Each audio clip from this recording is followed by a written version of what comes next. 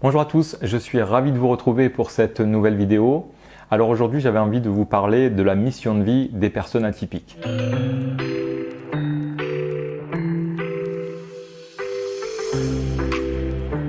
Alors avant de commencer cette vidéo et ce sujet, j'avais déjà envie de vous remercier pour toute la confiance que vous m'avez accordée ces derniers mois, même ces dernières années. Nous sommes à présent plus de 1000 abonnés sur ma chaîne, donc c'est une petite communauté qui ne cesse de grandir. Et je pensais atteindre à peu près 1000 abonnés d'ici fin 2022. Et puis nous sommes déjà à plus de 1100 abonnés en fin novembre.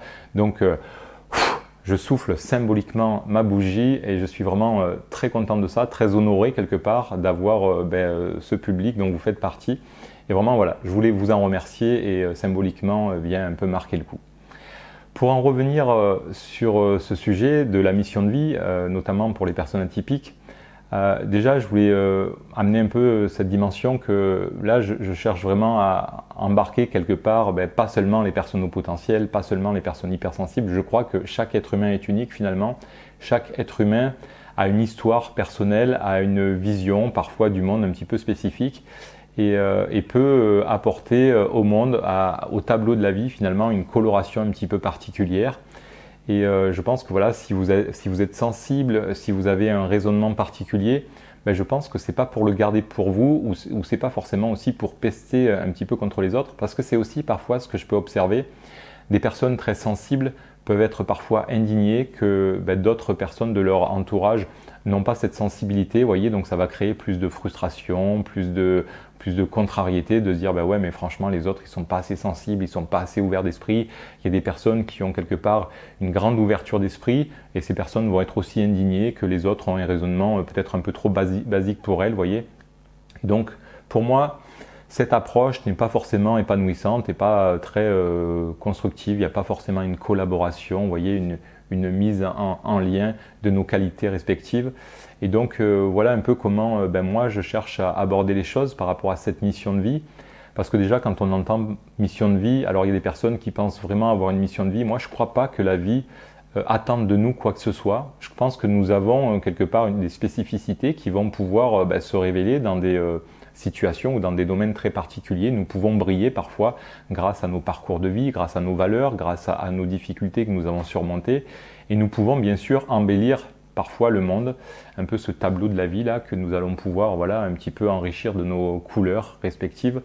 Mais voilà, je ne crois vraiment pas que si nous posons nos fesses sur un trottoir, eh bien la vie vienne nous chercher par la main et nous dise allez maintenant ça suffit, il va falloir que tu remplisses ta mission. Je crois que là notre mission de vie ce serait juste de réchauffer éventuellement avec nos fesses le trottoir, mais je ne crois pas qu'il se passe grand chose de plus. Alors pour justement être peut-être plus constructif, moi je vais prendre un exemple un peu bidon, maintenant vous me connaissez, hein, donc des fois j'en prends des rigolos, puis des fois c'est un peu bidon, mais c'est pas grave, j'aime bien donc j'y vais quand même. Mais pour moi, si nous sommes dans un rapport un peu de force avec les autres ou dans un rapport un peu de contrainte où on se dit les autres ne sont pas assez sensibles, les autres ceci, trop cela, pas si ceci, etc. C'est un peu sur un plan culinaire comme si le sel allait arriver, je sais pas moi, dans un bon plat, qui est préparé, etc., qui n'est pas salé. Et puis le sel arrive, goûte un peu le plat et dit franchement mais c'est ridicule, c'est pas assez salé, les saveurs ne sont pas assez rehaussées comme ça, c'est sans intérêt.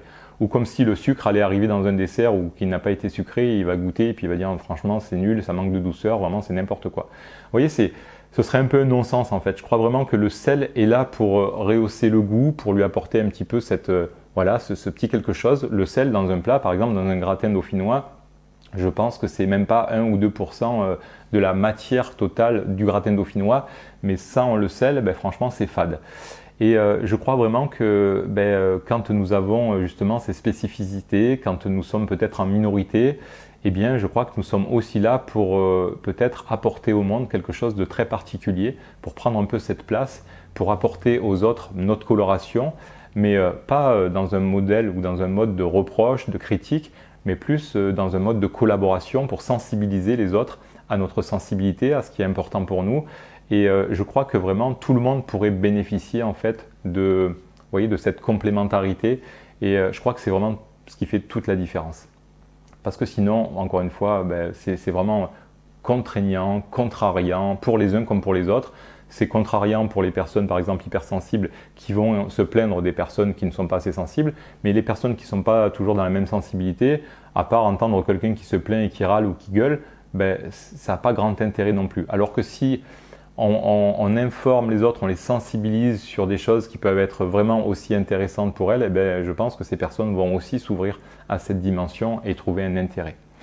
Mais c'est un peu le principe comme dans une voiture, hein, il suffit que le moteur manque d'huile et puis en fait le moteur va casser et ça ne marche pas. Vous voyez, pourtant une voiture c'est composé je pense à 80% quasiment de métal et il suffit qu'il manque 3 litres d'huile dans la voiture et puis le véhicule est complètement vous voyez, hors fonction, quoi.